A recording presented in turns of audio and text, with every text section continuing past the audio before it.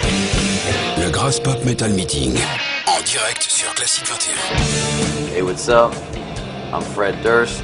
I'm from Limp Bizkit, also known as the Disco Elephants. And you need to keep it right here on Classic 21, even if you're not 21. Right. The Limp Bizkit history is a wonderful musical history. It started, I think, in 1994, nearly 20 years ago. 6 albums, millions of records selling all over the world. How do you feel after all those years of success? Fortunately, I still feel like getting up on that stage and having some fun. You know, it's just keeps going somehow. Just continue to feel that special thing, you know. And somebody would have said 20 years later, you guys are still going to be rocking, and I would have not been able to comprehend 20 years later. It's too much. But now when you're living it, it's like, wow, yeah, we're still rocking and having some fun, you know. And I guess we stop when the fun stops. So it feels kind of the same. It feels a little more refreshing and better now because we can just go do our thing. We have a voice and a place in the world now. We're not like on top of some mountain and some wave with some popularity and relevance and success. It's more like we already did that. You know, that was a very interesting part of the journey, but we're glad that that's behind. I mean, we can just come here and do our thing and have some fun and not worry about all the other bullshit. But very, very proud. You know, we're surprised and grateful and humbled to be invited to play, and you know, it just sometimes we can't comprehend what has happened. It's just too crazy, really unexpected. Maybe a more personal question. When you were a kid, what was the trigger that started everything for this passion for music? What was the starting point? I think it was being a reject, sort of being an outcast, being someone that you know, the majority of all the tough guys decide to pick on. Yeah, I was one of those kids that got bullied around a lot. Music became my salvation in different ways. But I'm a very complex and layered individual, so lots of different music spoke to me, not just one kind, you know. Just through the years, you know, it never stopped. Just being a victim of abuse and torture, and eventually someone pushed me so far into a corner, and luckily there was a microphone in that corner, and I decided to say something into it, and it was really loud. I was like, wait a minute, I'm gonna stand up for myself, and that's what Limp Bizkit is, and easily misinterpreted by people all the time because it's aggressive, but we know what it's about, and it was our way to stand up against all those fucking assholes and bullies and abusive people, and turn the abuse on them, and that's what sort of how it swelled into becoming music for a lifestyle. So it's not a revenge, but it's a positive way to say. You know, it's better than grabbing a machine gun and, you know, and teaching them a lesson that they can never really learn. You know, in our own minds, that's what spawned Limp Bizkit, but you know, everything's easily misinterpreted and perceived wrong, and so it doesn't really matter. I don't know what it is. I don't know if it's positive or it just is.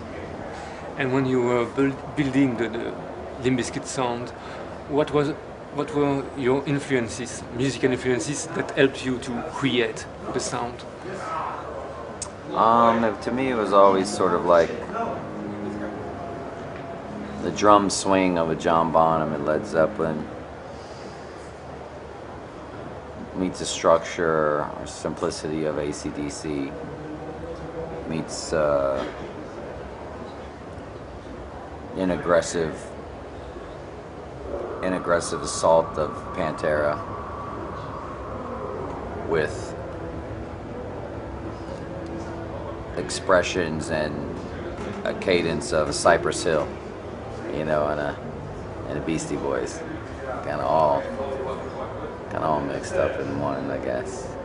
And were you aware at the time, I think for the first two albums or the third album, you were creating something new? Were you aware that you were creating a new chapter of the rock story, the metal story?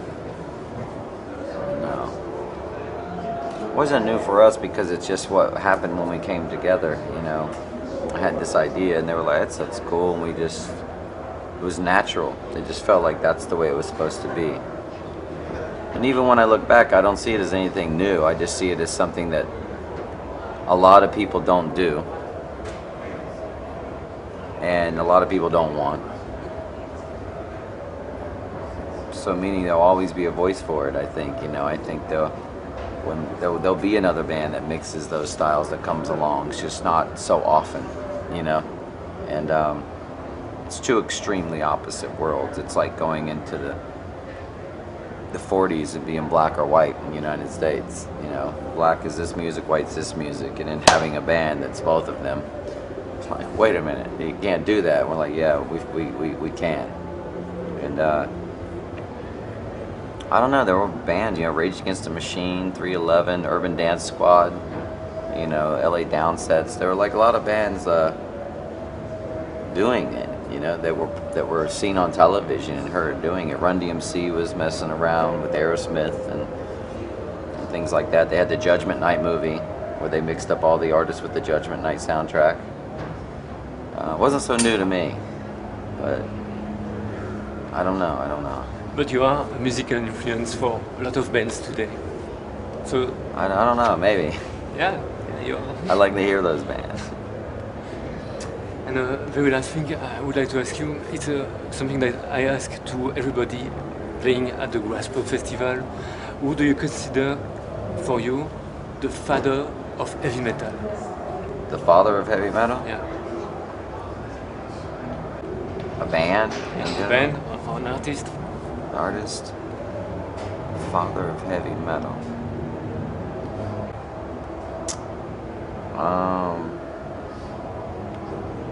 Wow. You know, I was really into hardcore and punk rock, and I felt like that was way before heavy metal. And there was so much hardcore and punk rock and rebellion in that world, and heavy metal.